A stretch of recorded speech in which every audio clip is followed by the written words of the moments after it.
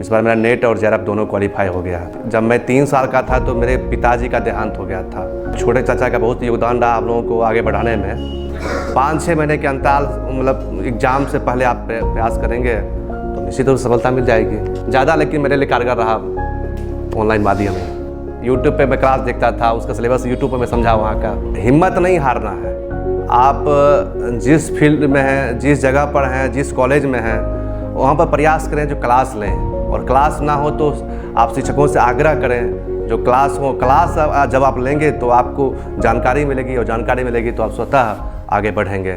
कहते हैं ना, ठान लो तो जीत है, मान लो तो हार है। युवाओं ने ये कर दिखाया है, और युवाओं में असीम क्षमता होती है। विपरीत परिस्थितियों से लड़ करके उससे जो आगे निकलता है, सूरमा वही कहलाता है। और हमारा भारत ऐसे सूरवीर की धरती रही है। तो आज हम आपको अपने शहर बेगूसराय के एक ऐसे ही युवा शक्ति से मिलवाने जा रहे हैं जिन्होंने न सिर्फ नेट जैसी प्रतिष्ठित परीक्षा को पास किया है बल्कि जीआरएफ को भी क्वालिफाई किया है। तो चंदन जी हमारे साथ हैं, हम बात करें चंदन जी से। सबसे पहले चंदन जी बहुत बहुत बधाई आपको और स्वागत है केबी स्टूडियो में आपका। बहुत बहुत धन्यवाद।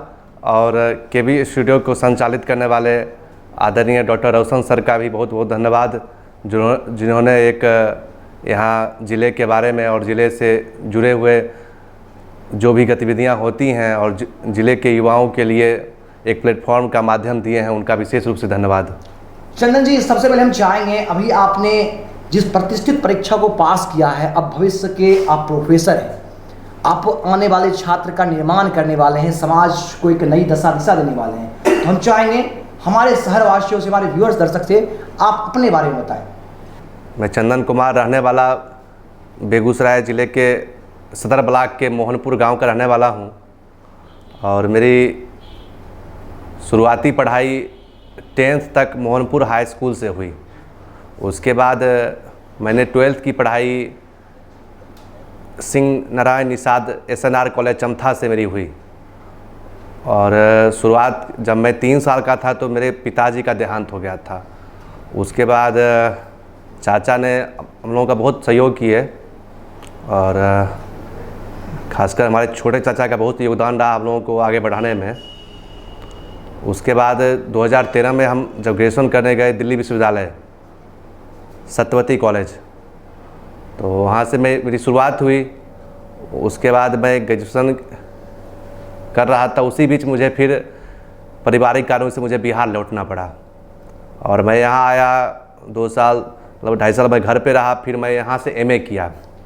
उसके बाद MA मेरी पढ़ाई पूरी हुई तो मैं विगत पिछले 3 साल से मैं एक सामाजिक संगठन में काम भी कर रहा हूँ, पूर्णकालिक तौर पे काम कर रहा था। और अभी वहाँ से मेरी BEd की पढ़ाई पूरी हुई। उसके बाद मैं पिछले 2 बार से नेट की तैयारी कर रहा था। पिछले बार भी कुछ मार्क्स से मैं क्वालिफाई नहीं कर पाया था, छूट गया था मेरा। इस बार प्रयास मैंने किया तो इस बार मेरा नेट और जेआरएफ दोनों क्वालिफाई हो गया। चलिए बहुत अच्छा लगा। अच्छा, आप आपसे ये जानना चाहेंगे, जब पिता का साया सिर से छीन गया तो उसके बाद खुद को कितना आप सहज महसूस किए, कैसा लगा आपको, या बाद के जीवन में कितना संघर्ष किया आपने?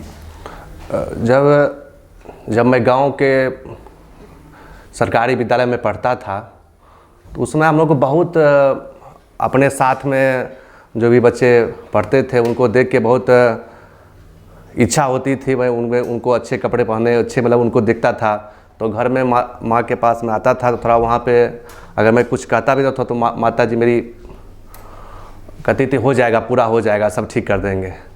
लेकिन धीरे धीरे मैंने वहाँ 10th की पढ़ाई पूरी की। रास्ते बीच पढ़ाई के क्रम में मैं 3 भाई बहन हूँ। अभी मेरी बहन भी मेरी शिक्षिका हैं, और भाई भी मेरे एग्रीकल्चर कृषि की पढ़ाई किए थे MSc आगरा से। उसी बीच में हम लोग तीनों सब 2 साल के अंतराल पे हम लोग थे। उसमें हम लोग और 2-3 क्लास आगे पीछे हम लोग सब होते थे। तो हम लोगों का था जो गांव में रहते हुए ढेर सारी मुश्किलें आई, फिर भी हम लोगों ने उसका सामना करके पढ़ाई पूरी की। वहाँ 10th की सिर पर से पिता का साया छिन गया, संघर्ष भरा जीवन रहा चंदन जी का। चंदन जी, एक बात अभी आपने बताई कि आपने स्नातक दिल्ली यूनिवर्सिटी से किया है जी लेकिन आपने मास्टर डिग्री मिथिला यूनिवर्सिटी से किया है। जी।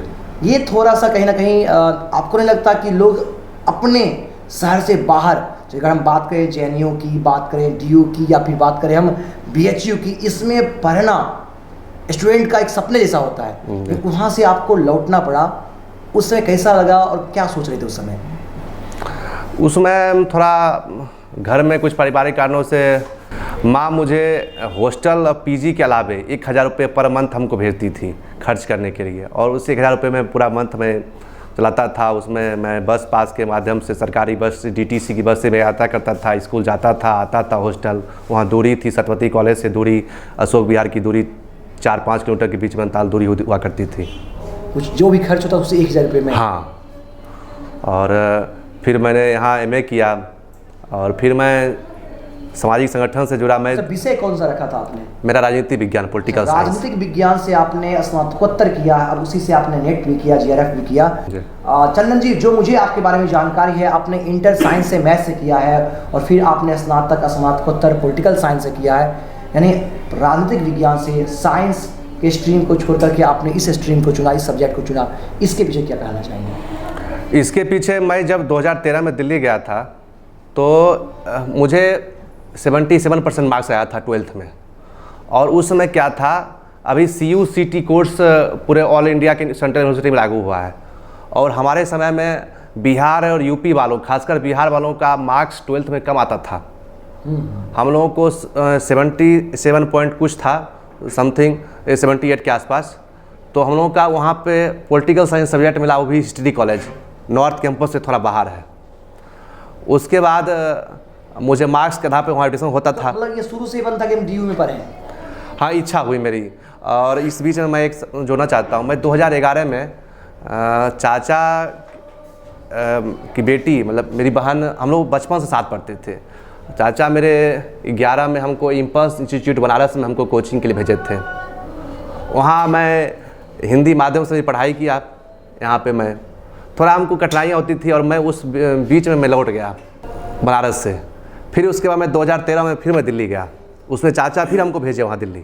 उसके बावजूद मैं वहाँ रहा 3 साल, फिर मैं बिहार आया, फिर बिहार से मैं एमए किया, फिर मैं पिछले 3.5 साल से मेरा बस्ती यूपी रहना होता है। वहाँ मैं सामाजिक संगठन में भी था, बीएड भी पढ़ाई पूरी हुई वहाँ से। तो नेट जीआरएफ की तैयारी आपने खुद से की, किसी इंस्टीट्यूट कोचिंग की मदद ली, एक्सपर्ट की मदद ली, कैसे आप ये सब? मैं ऑनलाइन बायजूस, मैं उसके बाद गेस्ट पेपर, ये सब के माध्यम से मैं प्रयास किया। हाँ, मैं सामाजिक संगठन से जुड़ा भी रहा। समय थोड़ा कम मिल पाता था, लेकिन मैं सुबह से, मैं जब से मैं 10th का एग्ज़ाम दिया, उससे पहले से मैं सुबह उठने का प्रयास करता हूँ। मैं प्रयास करता हूँ जब रात अगर जल्दी सो भी जाऊँ 9-10 बजे तक, मैं सुबह प्रयास करता हूँ 4-5 बजे भी मैं उठ जाता हूँ। ये मेरा शुरू से रहा है। अच्छा, जो विद्यार्थी नेट जीआरएफ करना चाहते हुए कैसे तैयारी करें, कब से तैयारी करें ताकि वो भी सफल हो? मैं सारे विद्यार्थियों को, मित्रों को एक मैसेज देना चाहता हूँ। आप आजकल के समय में ऑनलाइन, वो भी एक अच्छा माध्यम बना हुआ है, और सही से आप सिलेबस का चयन करिए, सिलेबस का सही से आप ध्यान दीजिए, और 5-6 महीने के अंतराल, मतलब एग्ज़ाम से पहले आप प्रयास करेंगे तो निश्चित रूप से सफलता मिल जाएगी।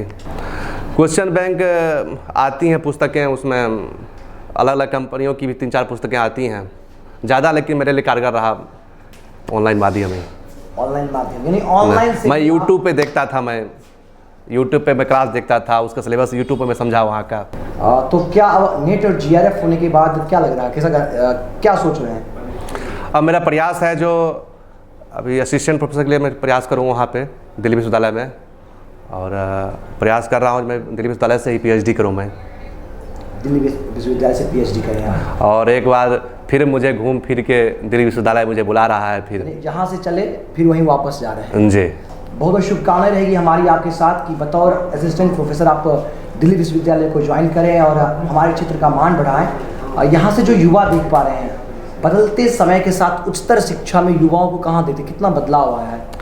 मेरा सभी मित्रों से आग्रह है, आप लोग बीटेक, और अभी मेरे पिछले मैं गांव का भी देख रहा हूँ माहौल 5 साल से, एग्रीकल्चर में ढेर सारे छात्र जा रहे थे, कुछ हमारे ग्रामीण मित्र सब नंदनी से भी एग्रीकल्चर की पढ़ाई की है। और अभी मैं देख रहा हूँ बीएससी नर्सिंग। मैं तो कहता हूँ, सभी मित्रों से आग्रह करता हूँ, आप ग्रेजुएशन कीजिए, physics, chemistry, math, Hindi, English, आप उसमें ग्रेजुएशन कीजिए, एमए कीजिए और प्रयास करिए। हाँ, सही से क्लास करेंगे, करने के बाद नेट का भी एग्ज़ाम आप क्वालिफाई कर लेंगे।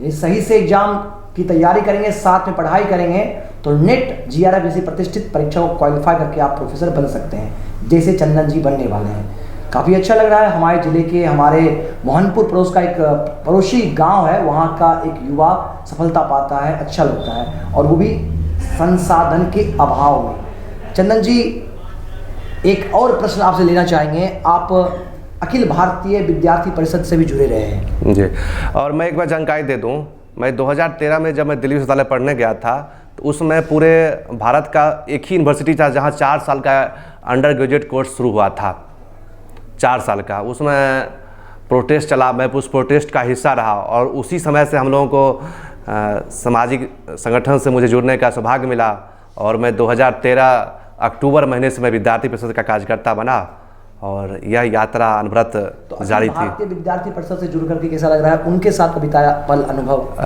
मैं इसका अंतिम सार बता रहा हूँ। अब मुझे अगर एक कमरे में मैं बंद हो जाऊँ तो मैं बंद नहीं रह सकता हूँ। अब मुझे लग रहा है जो मेरा आजीवन सामाजिक जीवन ही बीतेगा, अब वो छात्रों के बीच बीतेगा भविष्य में। अच्छा, ये आपसे जानना चाहेंगे, ऐसे छात्र जो जीवन में हताश, निराश हो जाते हैं विपरीत परिस्थितियों के कारण, कुछ उस तरह की उनके बीच में बाधाएं आती हैं, तो वैसे छात्र से क्या करना चाहिए, क्योंकि आपने उन बाधाओं को पार किया है? वैसे छात्रों से मेरा आग्रह भी है, सुझाव भी है, जो हिम्मत नहीं हारना है। आप जिस फील्ड में हैं, जिस जगह पर हैं, जिस कॉलेज में हैं, वहाँ पर प्रयास करें जो क्लास लें, और क्लास ना हो तो आप शिक्षकों से आग्रह करें जो क्लास हो। क्लास जब आप लेंगे तो आपको जानकारी मिलेगी, और जानकारी मिलेगी तो आप स्वतः आगे बढ़ेंगे। और मैं खासकर विद्यार्थियों के परिवारजनों से मैं आग्रह करता हूँ, जैसे आप अपने बच्चे को जिस भाव से देखते हैं उसी तरह पड़ोस वाले बच्चे को भी उसी भाव से देखें। अच्छा, यहाँ आपने बात कहा पड़ोस वाले बच्चों को भी उसी भाव से देखें जैसे अपने बच्चों को आप देखते हैं, इसका मतलब कहीं ना कहीं कुछ मन में आपकी कसक जरूर लग रही है। जी बिल्कुल, मैं उस चीज़ को मैं खुद झेला हूँ। मैं सामाजिक संगठन में था तो मेरे ग्रामीण परिवेश में, सब तो नहीं, उसमें 70% लोग मेरा सपोर्ट भी करते थे, लेकिन घर के आसपास का मुझे बहुत सारी झंझावतें और कठिनाइयाँ, हाँ, लेकिन मैं उनके, अब हिंदी का वर्ड है उलाहना से मुझे सीखने का मौका मिलता था, और मैं कहता था हाँ मैं इस चीज़ को करूँगा। मतलब उलाहने बहुत सुनने पड़े? हाँ बिल्कुल, मैं तो, और मैं सभी गार्जियनों से मेरा आग्रह है, जिस प्रकार अपने बच्चे को आप जिस भाव से देखते हैं उस प्रकार पड़ोस वाले बच्चे को भी देखें, और नकारात्मक मानसिकता से दूर रहें। जिस प्रकार आपके बेटे हैं उसी प्रकार आपके बगल वाले, पड़ोस वाले हो सकते हैं। बिल्कुल, अपने बेटों की तरह ही उनमें भी संभावनाएं देखें, अपने पड़ोसी को भी वही प्यार दें।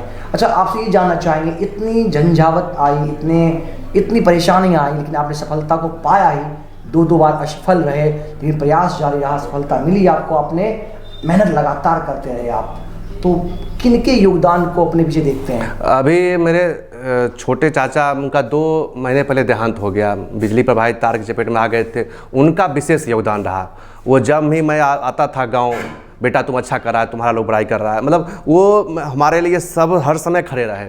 अब ये समझिए, जब से मेरा होश आया, मैं 2002 में, मैं 2002 क्लास में था, मैं 2011 में 10th का एग्ज़ाम दिया। उन्होंने, मैं बनारस से लौट के आया, हमको दिल्ली विश्वविद्यालय भेजे। मैं दिल्ली विश्वविद्यालय मैं वहाँ था तो एक्चुअली दोनों भाई मैं बाहर था, तो मेरे खेती बाड़ी क्या करते थे, हमको बहुत सहयोग किया।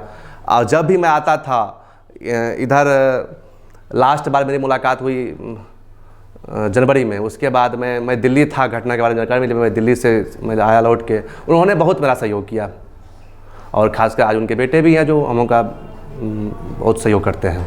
जिस सामाजिक संगठन में जुड़ा, हाँ, मैं एक चीज़ मैं अपने आप को गौरवान्वित महसूस करता हूँ। मैं आज कर रहा हूँ, जिस प्रकार मुझे ब्लड रिलेशन में मुझे जैसे अपने घर में होते हैं चाचा भाई जो भी होते हैं, उसी प्रकार हमारे संगठन में मैं रह के हमारे बर्ड रिलेशन की तरह संगठन में भी हम लोगों ने ऐसे लोगों को पाया जो हमारे रिश्तेदार से कम नहीं है वो। यानी सबों के सपोर्ट से आप आगे बढ़े। हाँ, सभी लोगों का योगदान है और मैं प्रयास करता हूँ। जो आज मैं लगातार जब से मेरा रिजल्ट आया है रात से लगातार, अब तो मैं क्षमा भी चाहता हूँ मैं जवाब रिप्लाई नहीं कर पा रहा हूँ, लेकिन प्रयास करूँगा रात तक मैं सबको रिप्लाई कर दूँगा। रात में ऐसा हुआ जब मैं 2 बजे रात में मैं फ़ोन स्विच ऑफ मुझे करना पड़ा, फिर मैं सुबह। चलिए, अच्छी बात है। जब आप अच्छा करते हैं तो आपके शुभचिंतक, आपके चाहने वाले आपको प्यार करते हैं, आपको प्यार देते हैं, और वो प्यार के आप हकदार हैं क्योंकि आपने भी मेहनत किया है। मेहनत के दम पर आपने पहचान बनाई है। हमारी ओर से बहुत सारा प्यार रहेगा, आपको सहयोग रहेगा, और हम चाहते हैं कि आपकी तरह युवा भी संघर्ष से सफलता का इतिहास रचे ताकि उनकी कहानी भी हम लोगों तक पहुँचाएँ। हम यहाँ से जानना चाहेंगे, जीवन में किन्हें आप अपना आदर्श मानते हैं?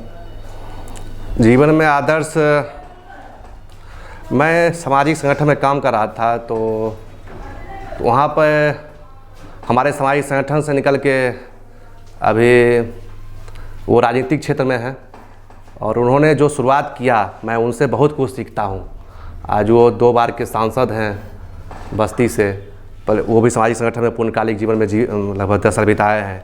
अभी राष्ट्रीय मंत्री हैं, बिहार के प्रभारी हैं। मतलब मैं उनसे बहुत कुछ सीखता हूँ, और मैं देखता हूँ, मैं उनके आसपास रहना भी होता है, मैं देखता हूँ इतने बड़े दायित्व पे होने के बाद इतने ज़मीनी रहते हैं।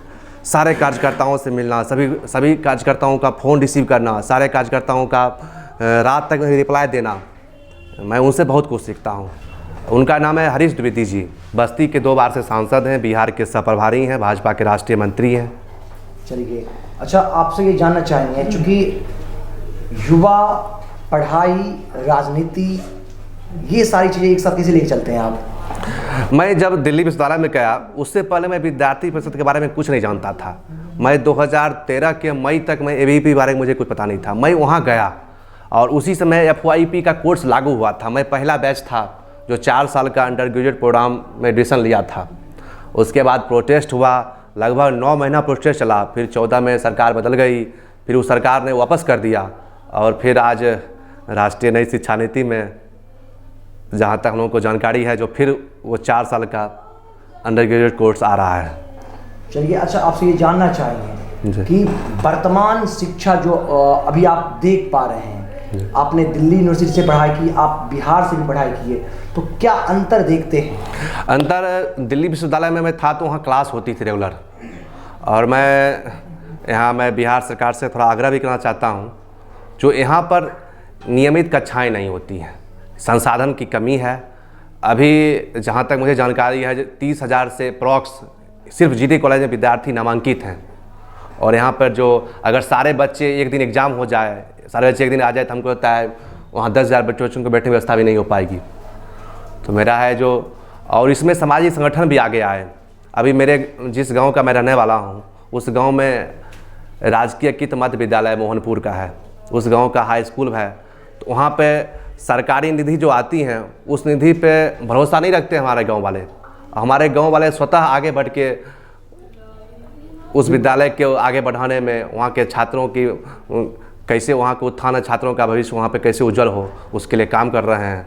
मैं तो अपने ग्रामीणों से भी सीखता हूँ, और मैं अपने खासकर ग्रामीण सुचिंतकों का भी धन्यवाद करना चाहता हूँ जो आप अभी जागरूक हैं, और इसके आपके माध्यम से। बिल्कुल, मोहनपुर गाँव जिंदा है। जिंदा इसलिए मैं कह रहा हूँ कि अपने गाँव के लिए जीना, गांव समाज के लिए, बच्चों के लिए जीना, और रूढ़िवादी विचारधाराओं से दूर हट करके सर्वांगीण विकास कैसे हो, आयाम के वो सारे जो होते हैं, शिक्षा हो, उसकी बेहतरी विकास के लिए सोचना, और गांव का हर नागरिक उसके प्रति समर्पित हो। इसलिए मैंने कहा कि मोहनपुर गांव जिंदा है, और ये आज हमारे जिले का एक बेहतर उदाहरण है। आपसे ये जानना चाहेंगे कि पढ़ने या राजनीति के अलावा कोई और शौक़ है आपके जो आपको बहुत अच्छा लगता हो?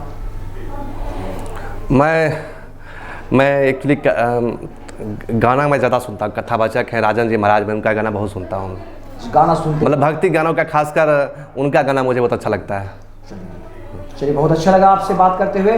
कुछ कहना चाहेंगे हमारे दर्शकों से, हमारे व्यूअर्स से?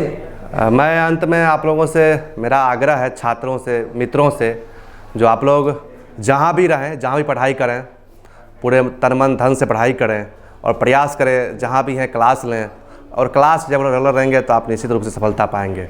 बहुत बहुत धन्यवाद। चलिए, बहुत बहुत धन्यवाद पुनः आपका चंदन जी, और बहुत सारी शुभकामनाएं, बधाई आपको। तो सुन रहे थे चंदन जी को, संघर्ष से लेकर सफलता तक की बातें हमारे साथ साझा किया।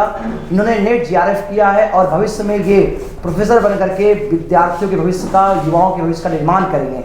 हम चाहेंगे समाज और राष्ट्र के निर्माण में अपनी महती योगदान से उन्हें एक नई दशा दिशा दे।